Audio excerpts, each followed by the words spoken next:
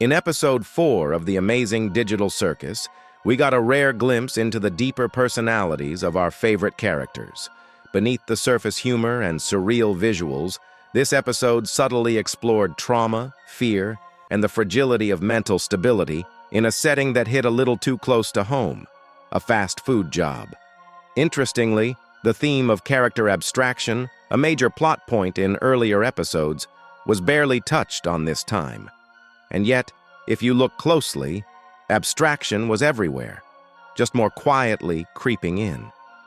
Let's start with Jax. Over the course of the series, his behavior has shifted noticeably, becoming more erratic and unpredictable, traits we associate with characters close to abstraction. But episode 4 gave us something different. This time, Jax didn't feel like the smug, detached trickster we're used to. Instead, he seemed human, relatable even.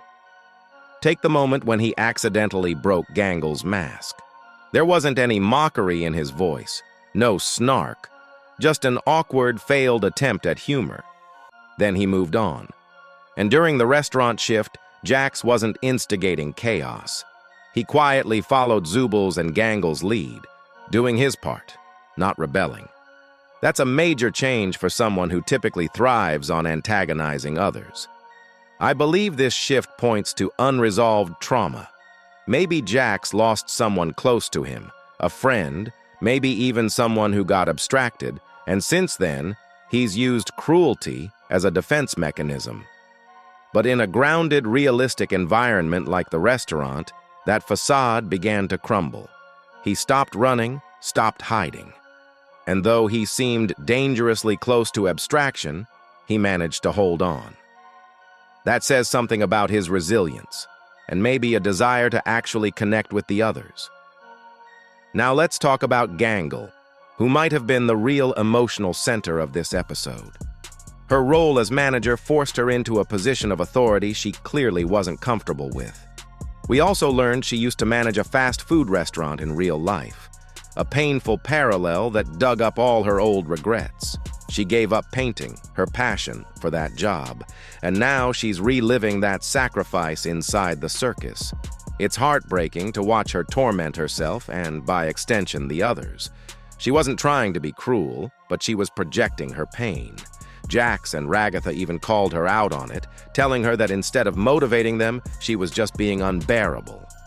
And then came the moment with the broken clock. Such a simple, surreal twist, but one that symbolized a total psychological unraveling for Gangal. Her sense of time fractured. Her grip on reality wavered. That moment outside the restaurant, when she ripped off her mask and screamed in frustration, was one of the rawest scenes we've seen so far. If Pomni hadn't stepped in to talk to her, to simply be there for her, I truly believe Gangal could have abstracted. That moment of kindness gave her the strength to carry on for a little while. But her struggle wasn't over.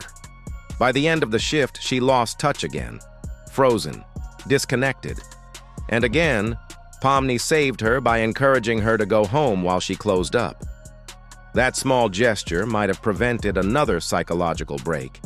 Even Kane, in his bizarre way, helped. When Gangal stood stunned in the road, he swept in and pulled her into his office for a debrief. She was clearly in no state to reflect on what had just happened, but it's implied that Kane's intervention helped stabilize her. She felt such guilt over her behavior that she tried to isolate herself. But Zubal reminded her she wasn't alone, that she still had friends. Gangal was walking the same razor's edge that Pomni did in episode 2, and just like Pomni, she was saved. Not by herself, but by someone who cared. Then there's Ragatha. Episode 4 was a turning point for her too. At first, she was upbeat and dependable, her usual self, but then that strange pink sauce got in her eye, and things changed fast.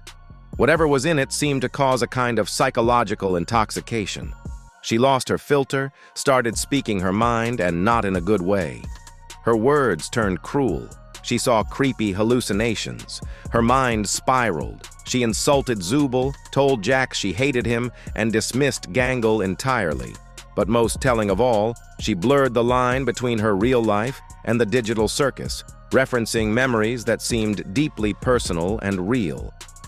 That's always a red flag in this universe. Ragatha didn't fully abstract, but the signs were all there.